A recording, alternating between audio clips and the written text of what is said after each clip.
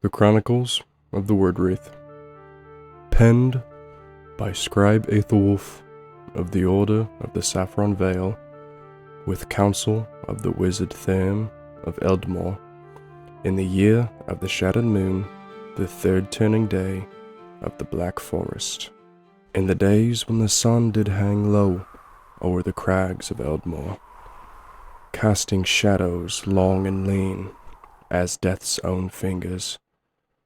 There arose a terror unspoken amongst the folk, a dread born not of claw nor steel, but of the veiled mists that shroud the soul's end. This was an age afore the great halls of kings echoed with song, when the land was yet a wild tapestry of thorn and stone, its rivers running dark with secrets old as the bones of the earth. The folk of the hamlets, clad in coarse wool and bent by ceaseless toil, spake in hushed tones of the elder gods, those mighty lords of storm and shadow, whose names were graven in ruin upon the barrows of the lost. Yet, in this shadowed year, a new name crept upon their lips, a name whispered only in fear. 'Twas in the village of Thornskull, nestled deep within the gnarled embrace of the bleak wood, that the first threads of this woe were woven. Thornskull was a mean steed. Its roofs of thatch sagged beneath moss and the weight of years, its folk bound by an ancient oath known as the Eldmoor Pact. This pact, sworn by their forefathers in the days when the barrows were yet fresh hewn, bade them keep the ward fires alight each dusk, to chant the ruins of binding, and to offer a tithe of blood to the earth at harvest's close. Thus had they held the darkness at bay for nigh on 300 winters, their lives a frail bulwark against the curses of the deep barrows, those crumbling tombs wherein the elder gods slumbered, their wraith a slumbering ember. But oaths, like men, do weaken with time, and the fires of Thornskull had grown faint. The tale begins with Gildas, a shepherd of hoary beard and rheumy eye, whose flock grazed the lower vales where the grass grew lush, despite the ever-looming shade. One eve, as the heavens bled crimson, had the wind bore a chill sharper than any blade, Gildas returned to the village alone. His crook was splintered, his hand shook as though palsied, and his flock, 60 sheep and lambs, was vanished, as though the earth had opened its maw and swallowed them whole. The folk gathered round the mead hall's hearth, their breath misting in the cold, and pressed the old man to speak. "'Twas no wolf nor bear that took them," quoth Gildas, his voice a dry rasp o'er the fire's crackle. "I saw it, not with mine eyes, yet I felt it, a presence, cold as the grave, weaving betwixt the shadows of the vale. The sheep did bleat and scatter, their cries a clamour in the dusk, and then naught. Silence, deep and terrible, as though the wind itself held its breath. I fled, may the gods forgive mine cowardice, and when I dared glance back, the vale was empty, not a hoof nor fleece remained." Murmurs rippled through the hall, some naming it a trick of the gloaming, others a beast strayed from the wilds beyond. But Eldric, the reeve of Thornskull, a man of stern visage and iron resolve, raised his hand for silence. "The ward fires burned low yester-eve," said he, his voice a hammer upon stone. "The packed hall is frail, and the barrows stir. We must seek the truth of this, ere we lie blame, or flee." Thus, with the dawn scarce breaking through the mist that clung to the hills, Eldric summoned a band, 5 souls stout and bold, to seek the lost flock and the shadow that reft them from the world. Among them was Elric, son of the smith, broad of shoulder and fierce of heart, bearing his father's hammer its head forged of black iron and etched with runes of strength. Beside him walked Maeva, daughter of the Wyrdwraith, her cloak woven with charms of rowan and bone, her eyes sharp with the wisdom of the world. Then came Torvald, the huntsman, whose bow had felled stag and boar alike, Cynric, the miller's lad, eager to prove his worth with a spear clutched tight, and lastly, old Wyrdwraith, crone of the village, her staff carved with runes older than memory, her voice a vessel for the chance of warding. Together they ventured into the lower vale, the air thick with the reek of damp earth and rot. The vale was a place of unnatural stillness, its grasses swaying not with breeze, but with some hidden tide, as though the land itself breathed. The tracks of Gildas's flock led them to a hollow, a sunken bowl rimmed with thorns twisted and black. There they found the first sign, a lone ewe, its wool crusted with frost, though the morn bore no chill. Its eyes, wide and glassy, frozen in a rictus of terror. No wound marred its hide, no blood stained the earth, yet it lay, dead as stone. Maeva knelt, her fingers tracing the air above the beast. "No claw nor fang did this," she murmured, her voice low. "The life was torn from it, swift and unnatural, as though the spark within was snuffed by a hand unseen." Torvald knocked an arrow, his gaze darting to the shadows that pulled beneath the thorns. "Something's watching us," he said, his breath a plume in the air, which grew colder with each passing moment, and indeed the light dimmed, the sun's rays faltering as though loath to touch the hollow. Wyrdwraith raised her staff, her lips parting to weave the old chants of the pact, her voice a keening thread in the silence. But ere was the first verse complete, a sound came, a whisper, faint yet sharp as a blade's edge, threading through the stillness.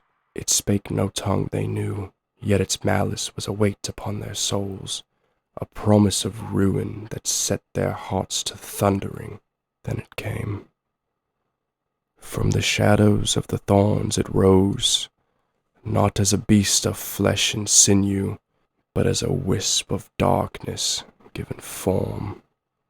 A figure cloaked in tattered mist, its edges fraying into the air like smoke caught in wind. Taller than any man it stood, yet its shape was ever changing, now broad and hulking as a bear, now thin as a reed bent by storm.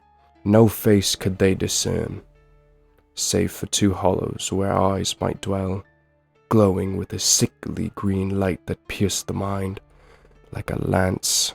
Its limbs, if limbs they were, trailed into tendrils of shadow that writhed like serpents loosed from the pit, and its name, for in that moment they knew it, was the Wyrdwraith, a curse word whispered in the deep barrows, a remnant of the elder gods' wraith, a herald of their awakening.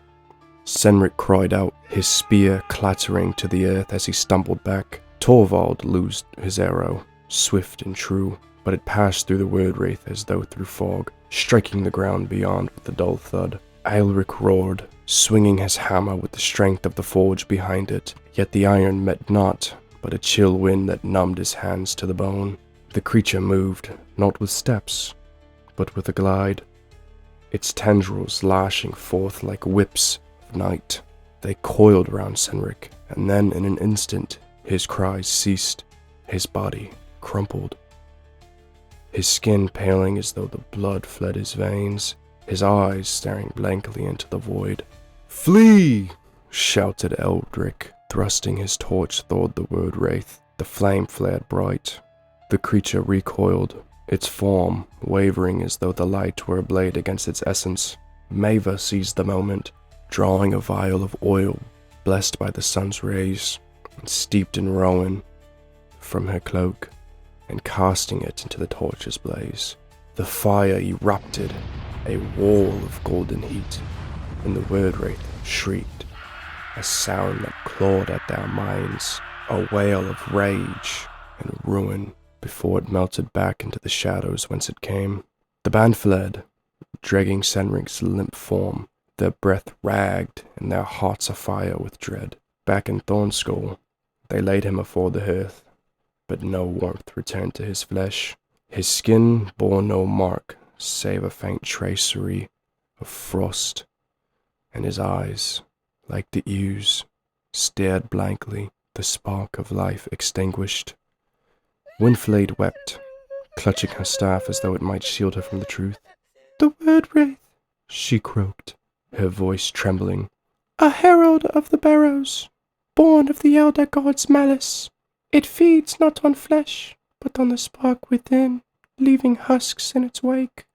Eldric called a mute that night.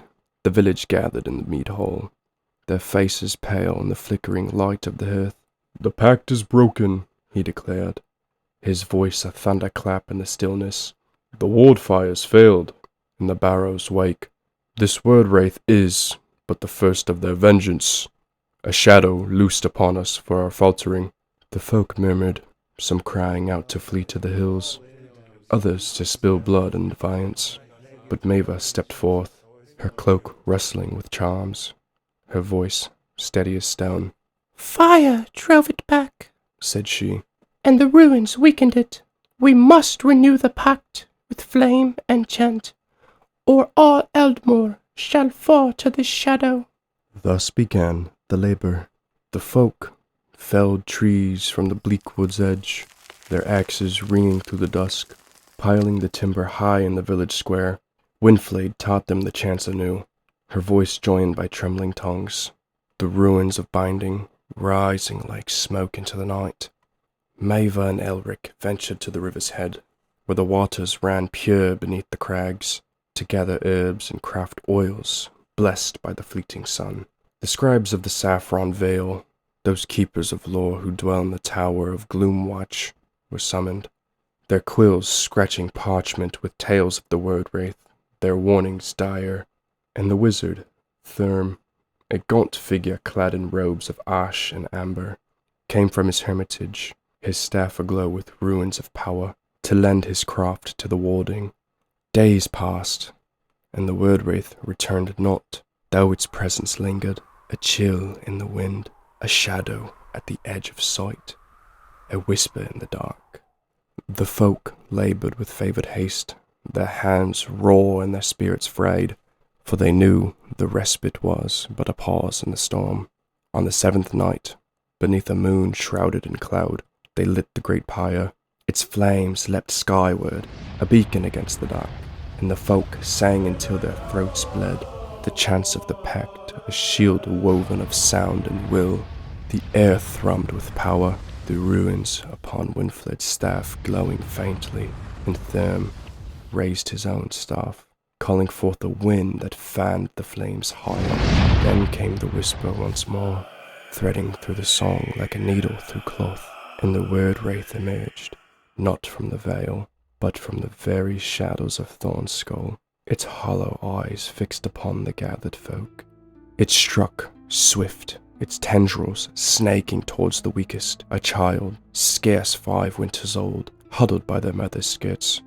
But Aelric was swifter, his hammer wrapped now in oil-soaked cloth and set ablaze by Maeva's hand. He swung, and the fire met the Wyrdwraith's form, tearing a gash of light through its darkness. The creature shrieked, its tendrils thrashing, and the song rose louder, the flames brighter. Maeva hurled another vial, and the pyre erupted, its heat a hammer against the night. Therm stepped forth, his voice a chant of power, and the ruins of his staff flared, binding the Wyrdwraith in chains of light. The creature faltered, its form unraveling like thread pulled loose, its shrieks a cacophony of rage and despair. With the final cry, a sound that shook the earth and set the barrows trembling, it fled, melting into the ground whence it came. Silence fell, save for the crackle of the fire, and the folk stood breathless, their eyes wide with awe and fear. Yet the triumph was shadowed by loss. Senric lay cold, his husk a reminder of the cost, and the deep barrows loomed still, their silence a promise of further wrath. Windflade spake softly as the dawn broke, her voice weary.